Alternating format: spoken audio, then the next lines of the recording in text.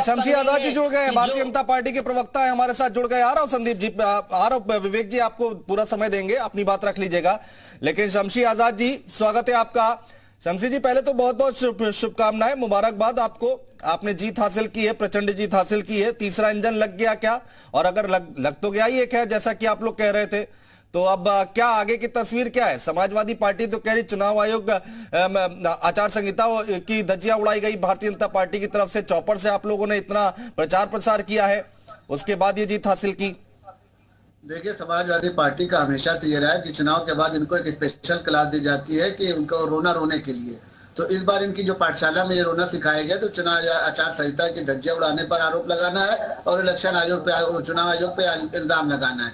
पहले ये इल्जाम लगाते थे कि ईवीएम खराब है, ईवीएम हैक कर ली गई, लेकिन इनके कुछ प्रत्याशी पार्षदी और सभासदी में कुछ जगह जीते हैं, जिसकी वजह से ये इल्जाम नहीं लगा सकते। लेकिन अब यह है कि ओवरऑल जो 17 मेयर की सीटें थी उत्तर प्रदेश में, जिस तरीके से नगर पंचायत नगर निकाय चुनाव में जिस तरीके से भारतीय जनता पार्टी ने प्रचंड बहुमत के साथ ये साबित कर दिया कि योगी जी का चेहरा उत्तर प्रदेश में किस तरीके से लोग पसंद कर रहे हैं, कि आज डबल इंजन की सरकार में तीसरी इंजन लगाने के लिए बेताब थे। और आपने देखा कि जिस तरीके से जैसे ही थोड़े से कम समय में आपने देखा कि जैसे चुनाव आयोग ने तिथि निर्धारित की, वैसे भारतीय जनता पार्टी की तरफ समाजवादी पार्टी और कांग्रेस बसपा के बड़े बड़े दिग्गज नेता अपनी पार्टियों को छोड़कर, अपनी राजनीति को छोड़कर भारतीय जनता पार्टी में अपना भविष्य तलाश करने के लिए भारतीय जनता पार्टी में आकर शामिल हुए और प्रचंड बहुमत के साथ उत्तर प्रदेश में नगर निकाय चुनाव में जो जीत हुई है, वो ये समझ लीजिए कि आदरणीय योगी जी के चेहरे पर हुई है। यही बात विपक्ष को पूरी तरीके से नागवार गुजर रही। और एक फैक्टर जो सबसे बड़ा अनुज जी रहा वो ये रहा है कि अल्पसंख्यक समाज को भारतीय जनता पार्टी ने बहुत बड़ी तादाद में 500 से ज्यादा टिकटें दी भारतीय जनता पार्टी ने। तो ये भी एक बहुत बड़ा समीकरण रहा कि जो अल्पसंख्यक समाज भारतीय जनता पार्टी के साथ जुटता चला रहा है, ये समाजवादी पार्टी का जो है मेन फैक्टर है। विवेक पांडे जी जवाब दीजिए। देखिए, ये मुस्लिमों की बात कर रहे हैं यहाँ पर शमशी आजाद जी कि भाई अब जो मुस्लिम वोट बैंक है ना, वो बीजेपी की तरफ मुड़ रहा है। भाई देखिए अनुज भाई, बहुत जिम्मेदारी के साथ कहूंगा, अगर आप अन्य जो विपक्ष है, विपक्ष के अलावा जो निर्दलीय है, निर्दलियों की सीटों का भी आकलन करेंगे तो भारतीय जनता पार्टी से काफी प्रतिशत में आ जाता है। और निर्दलीय कौन थे? वो वही थे जो इनकी पार्टी छोड़ करके इन्हीं के खिलाफ चुनाव लड़ के खड़े हुए हैं और जीत करके आए।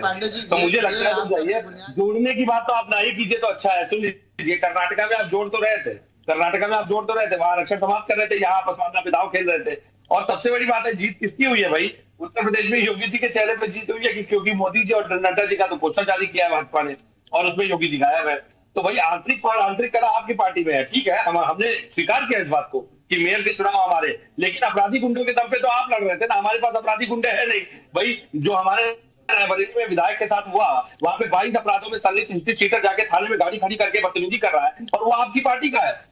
आप उसको तो स्वीकार करिए ना। आप तो अपराधी और माफियाओं के दम पे चुनाव लड़ रहे थे भाई। चुनाव आयोग के निर्देश के बाद भी रोड शो निकाल रहे हैं अपराधी, आपने कहीं रोकने की हिदामत नहीं समझी। और सबसे बड़ी बात, मेयर पद की बात करेंगे आप। काजल निषाद गोरखपुर में कल जिस तरीके से गोरखपुर की काउंटिंग हुई है, 3 लाख कुछ वोटों की जगह 4 लाख कुछ जीत दिया वो चुनाव आयोग ने। वो कहां से आगे 1.5 लाख वोट अलग से भाई? आप तो मैं जवाब दीजिए गोरखपुर की सीट को लेकर जो सवाल उठा रहे हैं यहाँ पर विवेक जी।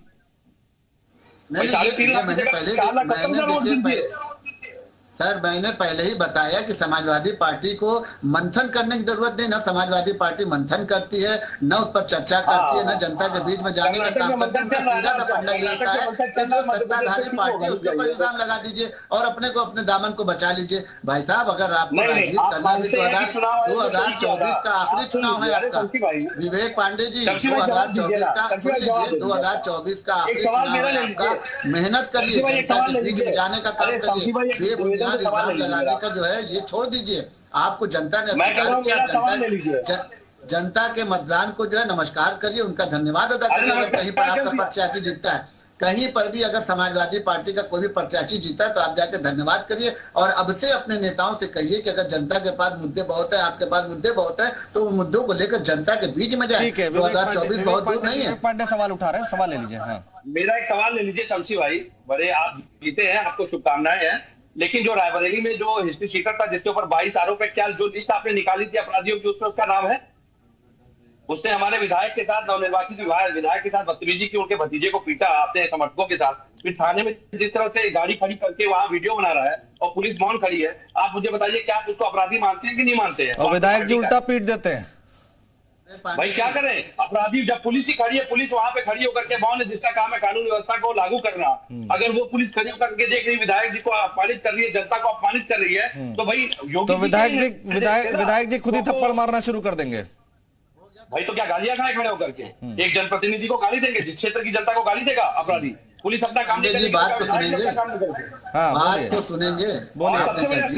देखिए समाजवादी योगी जी कहते थे ठोको, एक जाल पे थप्पड़ मारेंगे तो दूसरे पे नहीं खाएंगे। हमने तो योगी जी की बात को आपके साथ किया, नहीं समाजवादी पार्टी मुख्यमंत्री। लेकिन कुछ भी कहिए विवेक पांडे जी, एक विधायक को शोभा नहीं देता थप्पड़ मारना। नहीं, शोभा तो ये भी नहीं देता कि पुलिस के सामने एक अपराधी अपराधी खड़ा होता है वहां पे गाड़ी खड़ी करके और पुलिस उसकी अवगत करती है। ये कौन सी बात है जिसको गिरफ्तार करना चाहिए? नहीं, मैं उसको सही नहीं ठहरा रहा हूँ, मैं उसको बिल्कुल सही नहीं ठहरा रहा हूँ, लेकिन एक विधायक है भाई, जनता ने चुना है, एक सम्मानित कुर्सी पर बैठे हैं, और वो पान की दुकान पे जैसे लोग लड़ते हैं वैसा अगर काम करेंगे तो अच्छा नहीं लगता ना, मैसेज अच्छा नहीं जाता है। विधायक का काम है जनता का सम्मान करना, जनता की नैतिक मूल्यों की रक्षा करना। अगर वहां पे कोई अपराधी खड़ा होकर के इस तरह की हरकत करेगा और पुलिस खड़ी होकर उसको संरक्षण दे रही है, वो थाने के अंदर खड़ा था, अनुज भाई थाने के अंदर खड़ा होकर के उसने काम, विधायक थप्पड़ भी मारेंगे, पिस्टल भी निकाल लेंगे, ये क्या है? विधायक ने पिस्टल निकाल के ये कहा था मैं खुद को गोली मार लूं। उन्होंने ये दो बातें कही थी, विवेक पांडे जी दो बातें कही थी, मैं या तो खुद को मार दूंगा या तो सामने वाले को मार दूंगा। सामने को जी, ये भी वीडियो वायरल हुआ था। हाँ, शमशी आजाद कुछ कह रहे हैं, बोलिए। ठीक है, सुन लेते हैं शमशी आजाद। हाँ, देखिए समाजवादी पार्टी का जो दोहरा चरित्र था, जो गुंडई थी, जो दबंगई थी, जो बदमाशी थी, ये इनके चरित्र में, इनके प्रत्याशियों के, इनके विधायक, इनके सांसद, इनके कार्यकर्ताओं के खून में है, तो वो कहीं ना कहीं असर दिखाएंगे। इनको तो शर्म करनी चाहिए कि समाजवादी। शमशी आजाद जी, विवेक पांडे जी कह रहे हैं विधायक को कोई गाली देगा तो क्या होगा, पुलिस सामने खड़ी है, बदतमीजी कर रहा था वो शख्स। देगा तो आप अगर वहां पर गाली सुन लेते, नहीं आप सुन लेते तो आपको सच्चा माना जाता, लेकिन जिस तरीके से प्रचार करने के बाद जिस तरीके से रिवॉल्वर, अगर उससे गोली चल जाती, मैं विवेक पांडे को यही कह रहा हूँ कि अगर उससे गोली चल जाती, कोई अनहोनी घटना घट जाती, तो आज आप क्या कह रहे होते?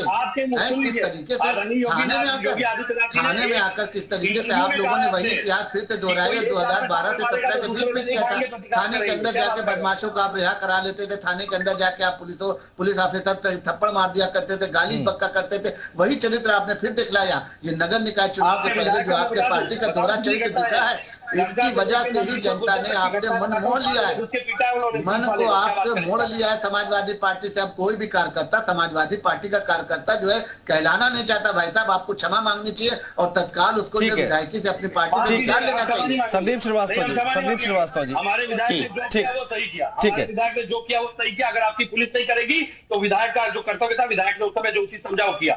अरे विवेक पांडे जी, कैसी बातें कर रहे हैं आप? कल को आके आप हमें भी पीट दीजिएगा, संदीप श्रीवास्तव को भी पीट दीजिएगा, कैसी बातें कर रहे हैं? पुलिस गिरफ्तार न करे, अरे किसी को भी मारेंगे क्या? बड़ी बात आप एक नेशनल चैनल पर बोल रहे हैं, बहुत बड़ी ये प्रवक्ता नेशनल मीडिया पे आके ऐसी बात कर रहे हैं कि ऐसा ही समाजवादी पार्टी करेगी। समाजवादी पार्टी के लोग अपने हाथ में ले रहे हैं, आपका यही कहना है कि कानून काम नहीं कर रहा, समाजवादी पार्टी के लोग नहीं तो अपराध बताएंगे, वो तो पुलिस और न्यायालय बताएगी ना कि अपराधी है कि नहीं है, कि आप बताएंगे उसको? एक सेकंड विवेक पांडे जी, एक सेकंड।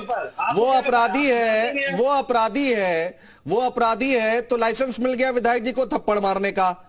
असद का एनकाउंटर होता है तो आप कहते हैं कि फेक एनकाउंटर है, वो अपराधी नहीं था, वो संत था। केवल भाषा नहीं, केवल नहीं, वो इस तरीके से अगर कानून पालन नहीं करेगी तो कानून को ये हाथ में लेंगे, फैसला ये अब करेंगे। अब न्यायालय को बंद कर देना चाहिए। नहीं, देखिए यही करके आप ही लोग तो कहते हैं, आप ही के प्रवक्ता कह रहे थे, मेरी डिबेट में कह रहे थे, आप ही के प्रवक्ता, समाजवादी पार्टी के प्रवक्ता मेरी डिबेट में कह रहे थे कि न्यायालय है, अपराधी है तो उसको न्यायालय सजा देगा। आप क्यों गोली मार रहे हैं? और यहाँ विधायक जी थप्पड़ मार दे तो सही है। समाज अनुज भाई जिन्होंने चैनल पर आपके कही है कि अब जो है कानून